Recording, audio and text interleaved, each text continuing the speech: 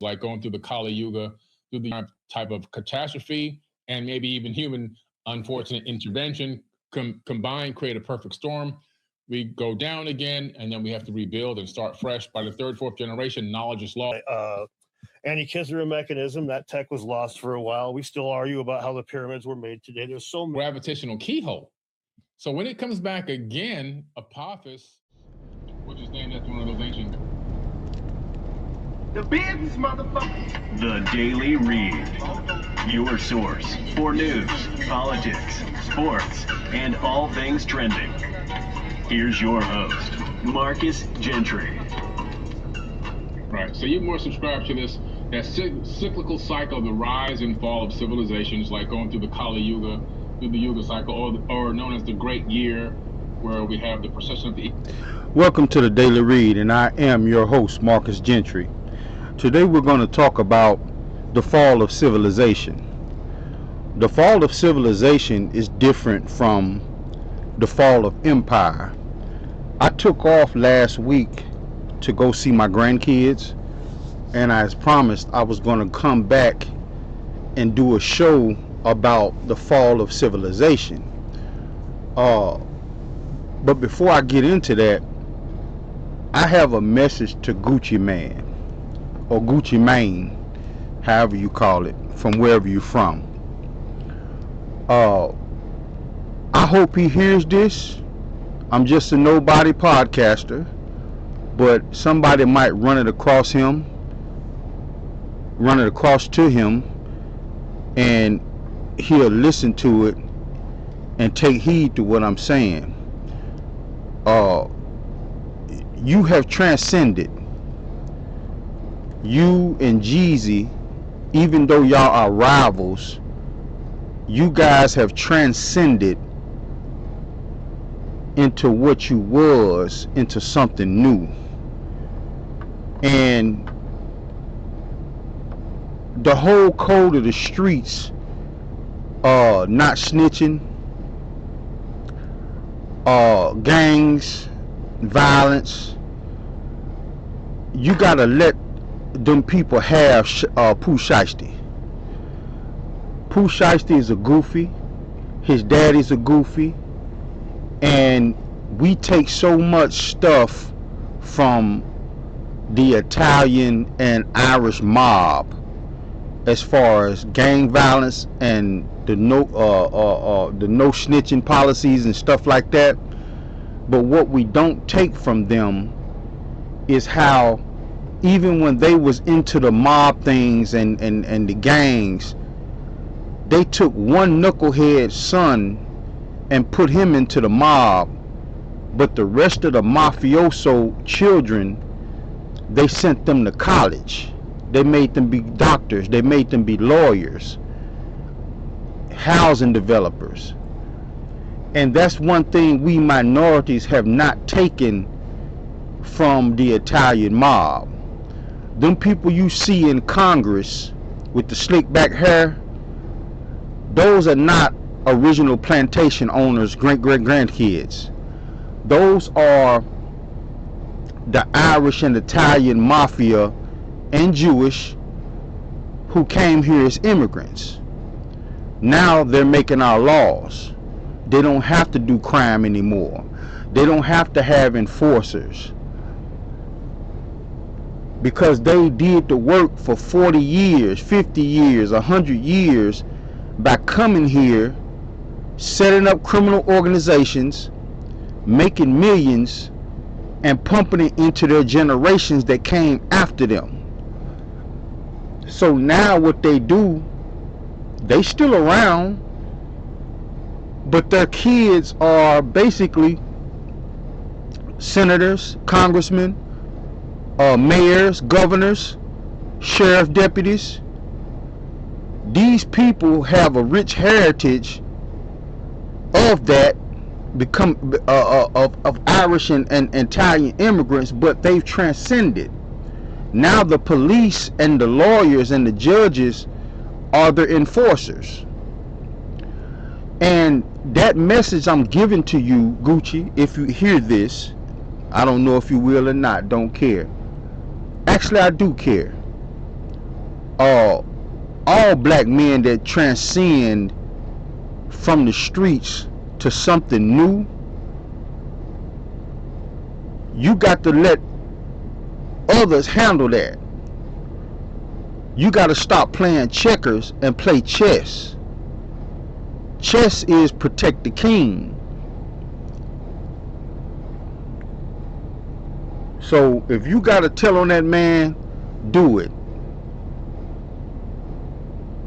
Because he was goofy enough to rob you in front of a white photographer and rob him too, in front of an off-duty police officer. He's a goofy. Do you think that white photographer is sitting back saying, I'm not going to snitch?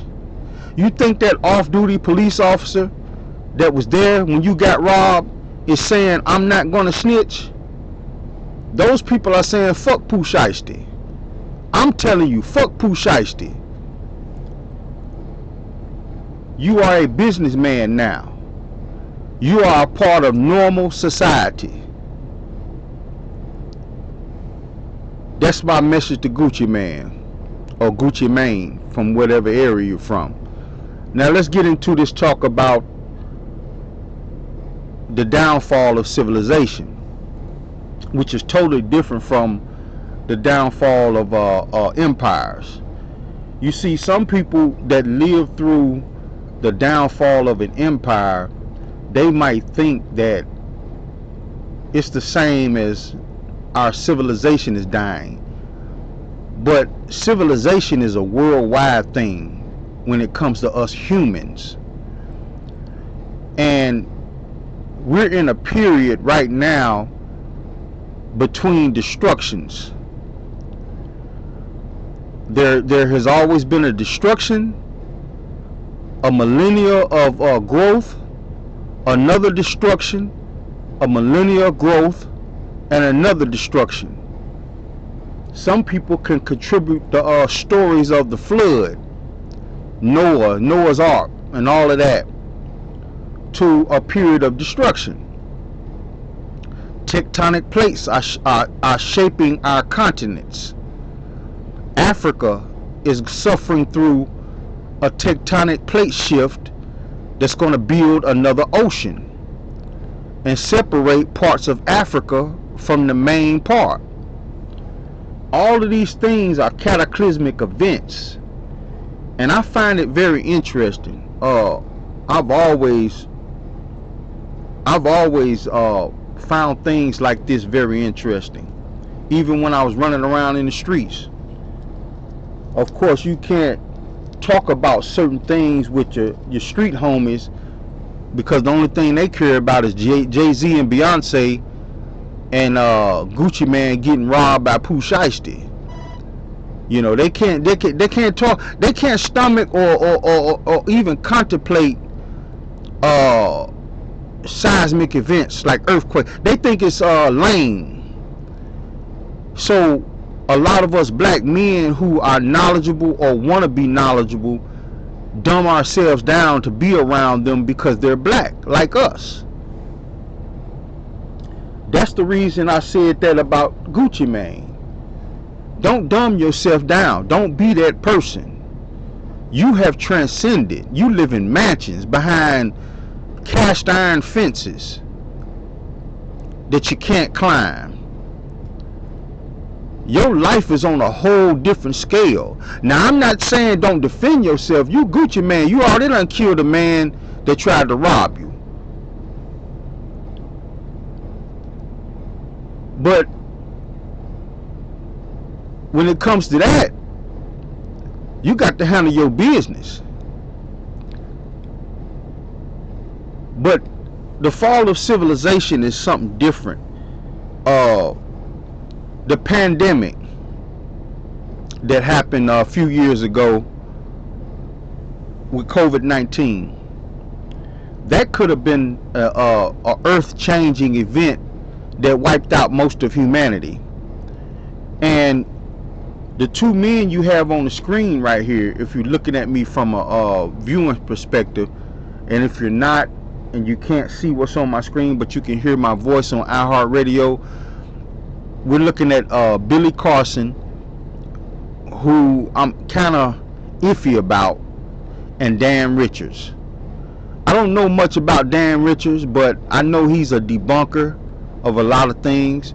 Billy Carson tries to be, but he kind of goes off the rails. The tin hat, he's almost like a tin hat guy. You know, he get that aluminum foil around his head, and he get to talking crazy. But some of the stuff he does present to the world be interesting and worth checking out. So let's get into this conversation. This is the downfall of civilization. Equinoxes, about 27,000 years, and we have this gradual progress to where we rise, and then some kind of type of catastrophe, and maybe even human unfortunate intervention combined create a perfect storm. We go down again, and then we have to rebuild and start fresh. By the third, fourth generation, knowledge is lost, and everyone's kind of learning to get everything back.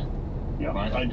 I very much. I think probably the biggest area that I differentiate, that I'm different from a lot of people in our community, is that if you missed it, the conversation is about how every 20 to 27,000 years, we build ourselves up because of our minds. Our minds are different than animals. We're animals too, but we're mammals, but our mind separates us from the other animals on this planet. So over a time span, we learn fire, we learn how to craft weapons, we create laws, we learn art, and then something happens. This is the conversation they're having. Something happens to where it all gets wiped. It's almost like the earth, and I've told this to somebody, how somebody was struggling with death of a grandparent, and I told this person that the earth renews itself.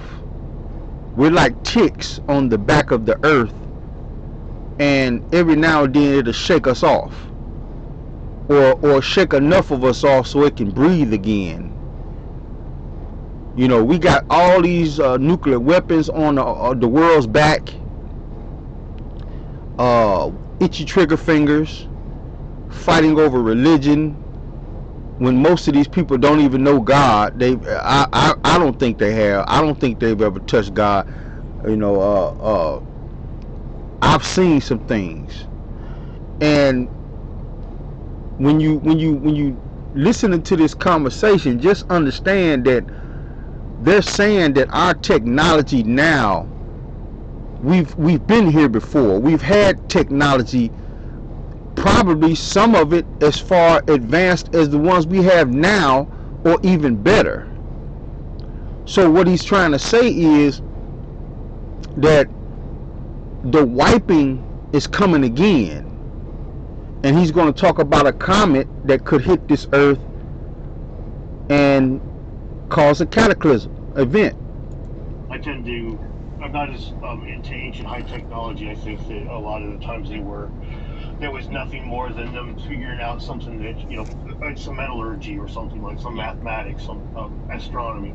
But at the end of the day, I think it's almost, if you look at the myths and stuff in humanity, it's almost like clear as day that we over and over and over again have bumped into, like, we grew, we learned something.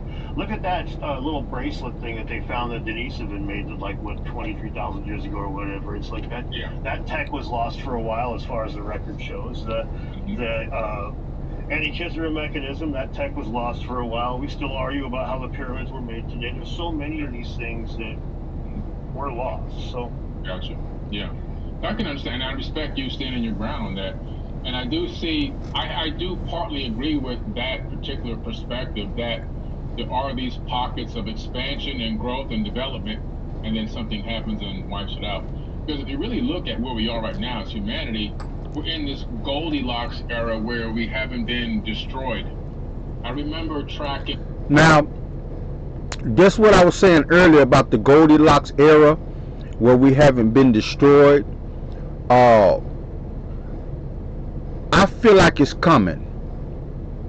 Now, I don't know if it's going to be from outer space, tectonic plates shifting, causing massive flooding.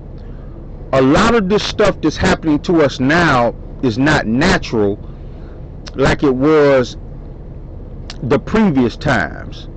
There was a great volcano that erupted that wiped out a lot of humanity.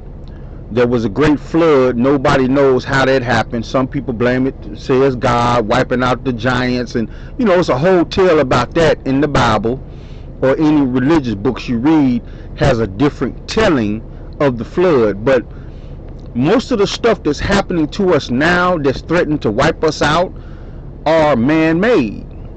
Nuclear weapons, global warming, all of these fat cats getting richer and richer and just dumping waste in our oceans and lakes. A lot of this stuff is man-made, but the previous times that we've been wiped, it was natural. Apophis, that's a huge comet out there, or asteroid, one of the two. It came in between Earth and the Moon back in like 2012. This thing is about the size of Texas. They didn't tell us that it came through until it passed by, but when it passed, it hit a gravitational keyhole. So when it comes back again, Apophis, which is named after one of those ancient gods, I want to say something about this Apophis real quick. Asteroid the size of Texas. Now, I don't know how many of you ever been to Texas. If you travel like I do, I've been to Texas several times, on each end of Texas, both the east and west, the north and south, the boot, the handle part, all of it. And I'm gonna tell you, Texas is huge. And if there's a meteor out there, or a comet the size of Texas, if it hit the earth, you looking at a doomsday scenario. I'm talking about flooding, ash covering the earth to where we have another ice age. It's going to be bad, very bad. Let's continue on. There's a percentage chance in 2036 or something like that it could hit the earth. Most likely what it might do, if it's weak enough, it could fracture, and if it fractures, some of it might pellet us, and as the earth rotates on its axis, it could create fires and all kind of disasters around the planet within a very short period of time. So we've just been so fortunate to be able to escape this. We've been in this window of time where a lot of these things just haven't happened for us. It's like living on the San Andreas fault line for the last 80 years, and it hasn't, slipped yet. Yeah, exactly. Yeah. It's overdue. Yeah, it's scary when you think about it. Like you say, we have really survived. It's overdue. We've survived a really long time, and it's gotten us a long way. And by the same token, we're so. We are so vulnerable. If they had one of those, the electrical event where they had the storm that from the coronal mass ejection. Yeah, there was a specific name for the one that happened, the one that burned up all the telegram lines and stuff. Oh yeah. But at any rate, if something like that happened, we would just be a society. This would be a rough day, and we wouldn't be able to have our meeting right now, would we? No, we wouldn't. We wouldn't, because a CME of that size would knock everything out. All electronics would be down, and we wouldn't be able to even call for help. We wouldn't be able to get 911 or anything, and we would be so disrupted. What would actually happen is it could start that drop off of that cycle we were talking about. It could get us to go back down towards that Bronze Age again. Before I get to the next section of this show, I just want to say empires are going to go through them cycles. But that doesn't mean civilization is done. we're going to survive the collapse of America. America's still going to be a country because we still have one of the best armies in the world. We still have nukes. We have technology that can get us to space. So we're still going to be here. But we're going to be so diminished to where the American dollar right now, you can go to places in the Philippines, the place in Brazil, you know, certain countries, and for $100 you can get literally $5,000 of their money. Listen to what I just said. The American $100 bill can get you $5,000 of their money in certain countries. So our civilization collapsing will only be bad for America's poorest. Everybody's going to drop down. And when you go overseas, you might not get $5,000 for the American $100 bill. You might get $500, which is still more, but it's greatly diminished. And that's a very hard drop in the American dollar. So hard to where every rich man that has a chicken in every pot or beef stew is going to have a chicken. Every middle class person is going to eat soup. And then the poor are going to be scrounging for whatever they can get. And it's going to lead to robberies, crime, prostitution. You know, the girl next door is going to be a flat out prostitute. It ain't going to be no ifs, ands, or buts about it. It ain't going to be no work wife, no side piece. You know, she's going to be a flat out prostitute. The young man next door, when you go to work, might break in your house and rob you, mostly for food. This is what America's going to come to, and then it's going to settle down, and we're going to be just like Spain. Like I said last time, Spain is still a country, but you don't hear nothing about Spain anymore. Spain used to be America. Spain used to be the world superpower, just like Rome and certain other countries. But now you don't hear nothing about them, even though they still exist.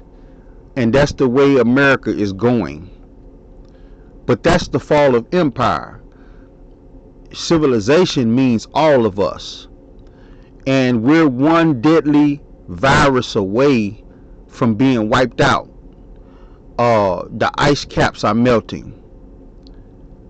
And ice and cold suppresses viruses and diseases. It doesn't kill it, but it suppresses it. And those bugs that's been around since the dinosaurs are going to get released. We're going to have to fight off diseases, colds, and that's just the half of it. You know, meteorites can fall from outer space. The tectonic plates can shift. So we're looking at 20 to 25,000 years of relative peace, and in that time, over and over again, the world has regenerated itself, not just the population, but the knowledge. And then we get thrown back into the ice age. Let's get into some of the things that could happen. The ash layer called the Young Toba Tuff has been found across 38 million square kilometers, from India to the South China Sea. When volcanologists calculated the volume of ejected material, they arrived at 10 to the 16th power cubic meters of tephra, approximately 140 times the volume of Mount Everest. Ice core data from Greenland and Antarctica. You see that? That ash layer is what scientists call, when that great volcano erupted, it squeezed so much ash into the atmosphere, it left a layer over most of the planet that the scientists can read to this day. It threw us back into the ice age. They're talking about volcanoes, basically. What they're saying is this is just one of the things that can cause the end of civilization. Show a massive sulfate spike consistent with a 6-year volcanic winter. Climate models suggest global temperatures dropped between 3 and 15 degrees Celsius, depending on latitude. The monsoons that sustained life across Africa and Asia failed. Famine would have been universal. Archaeological evidence from India shows that human populations declined sharply after Toba. Sites that had been continuously occupied go silent, and the genetic data is even more striking. Let's talk about how the human civilization declined rapidly. It's just not because of death by ash. It's also crime.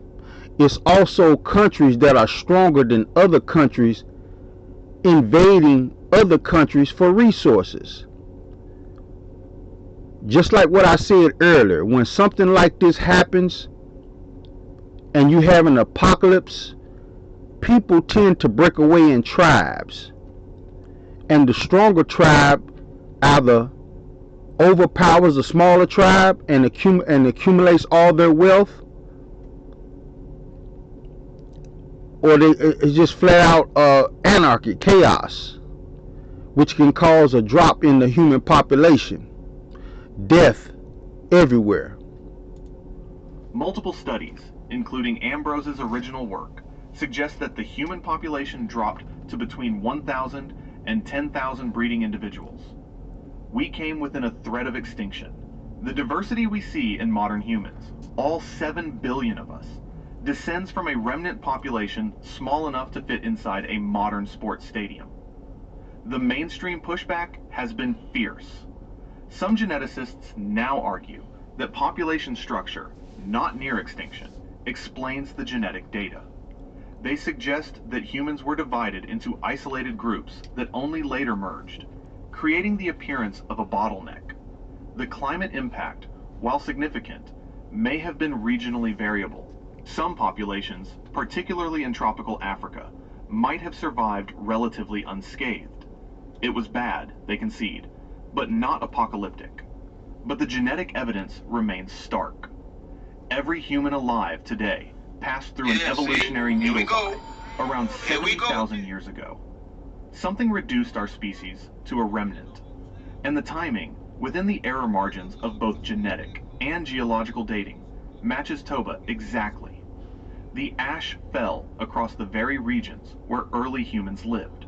The climate collapse lasted years, long enough to destroy ecosystems and starve populations. If it was not Toba, what was it? What if the bottleneck was not just demographic, but cognitive? Some researchers suggest that Toba did not just reduce human numbers. It eliminated every population except those who had developed the most advanced cooperation, language, and technological adaptation. The survivors were not just lucky. They were the first truly modern humans, the ones who could plan, communicate, and innovate under existential pressure. The catastrophe did not end humanity.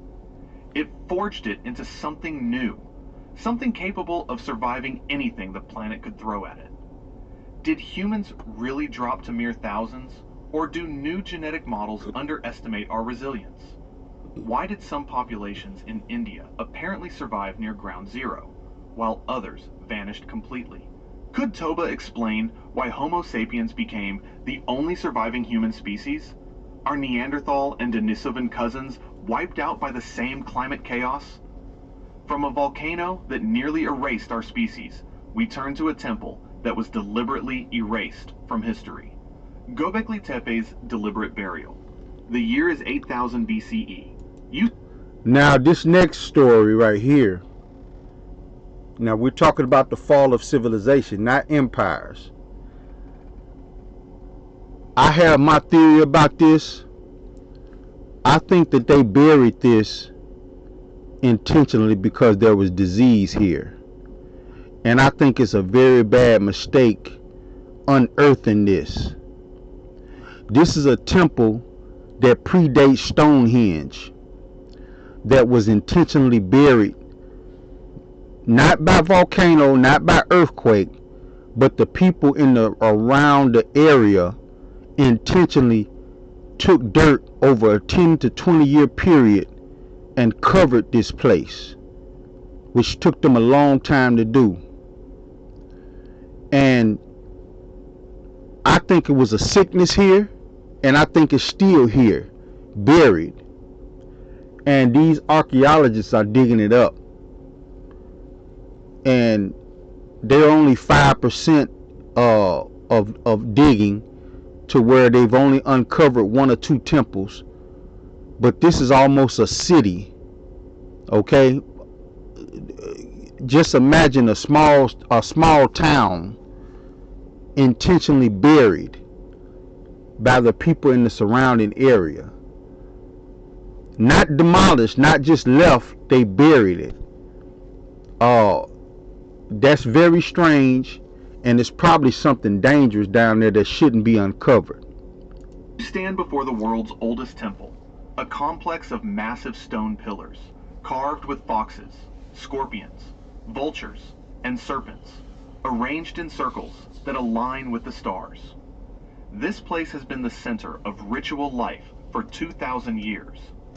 Pilgrims have walked here from hundreds of kilometers away, bringing offerings, participating in ceremonies that we can only imagine. And now, on some signal lost to time, the decision is made. Fill it in, bury it. Not from conquest, not from neglect, but deliberately. Thousands of tons of debris are hauled in to seal the pillars underground. Within a generation, Göbekli Tepe vanishes beneath a man-made hill, as if it never existed. When Klaus Schmidt discovered the site in 1994, though the mound had been noted as early as 1963, he uncovered something that should not exist. Radiocarbon dating placed the earliest construction at 9600 BCE, making it 11,600 years old. It predates Stonehenge by 6,000 years. It predates the pyramids by 7,000. The site contains at least 20 circular enclosures, and only 5% has been excavated so far. The largest T-shaped pillars weigh up to 16 tons.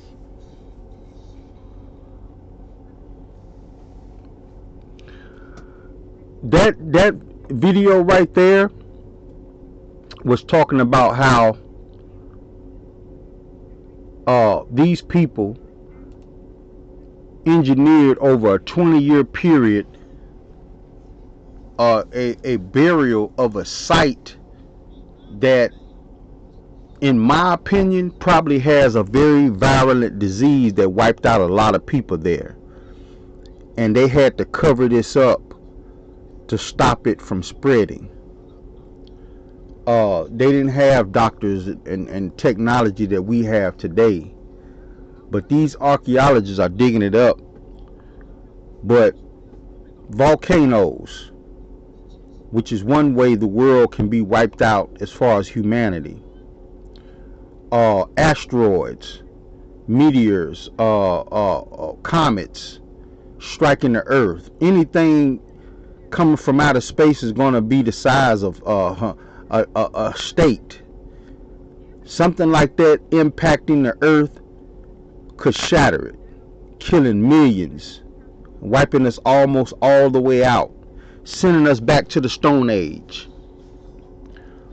Communication towers are going to be down, regardless of whether there's satellites in the air or not. Diseases, another way humanity can be wiped out. Unearthing things by archaeology study.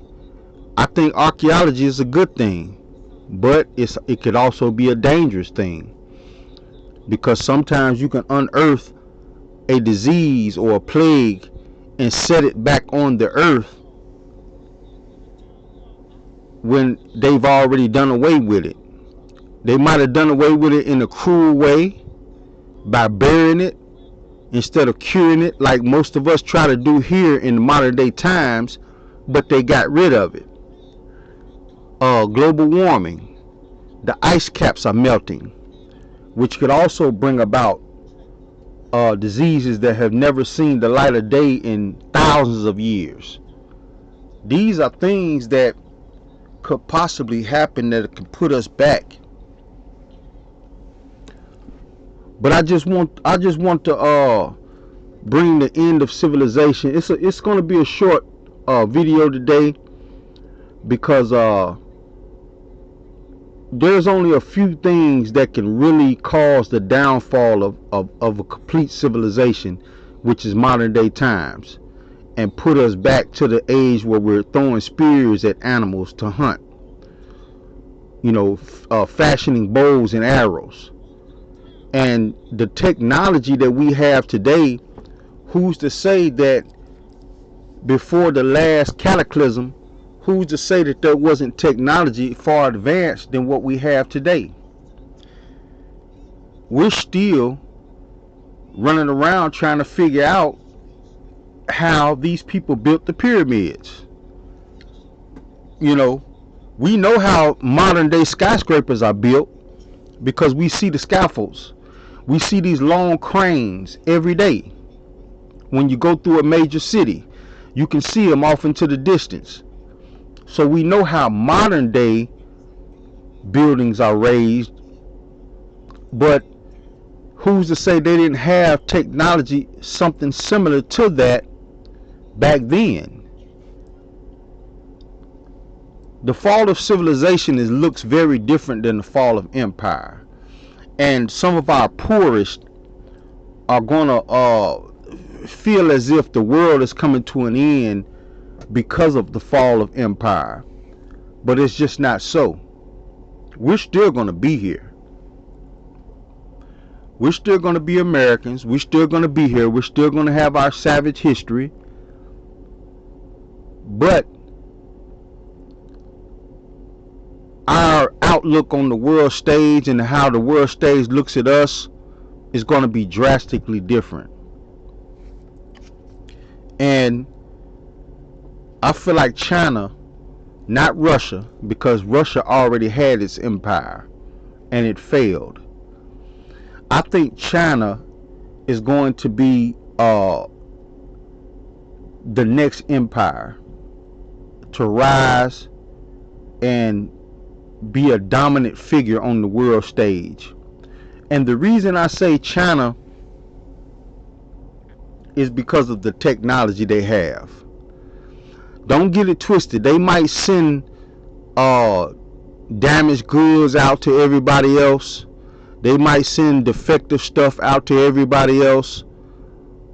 Everybody talks about, man, I can't buy nothing from China. But when you go into China and you start seeing the videos and start seeing the technology and the things that they're doing, I can really see people like China being the next technology advanced civilization that rises and overpowers us. They won't take us over, but they will be the center of the world stage where America used to be.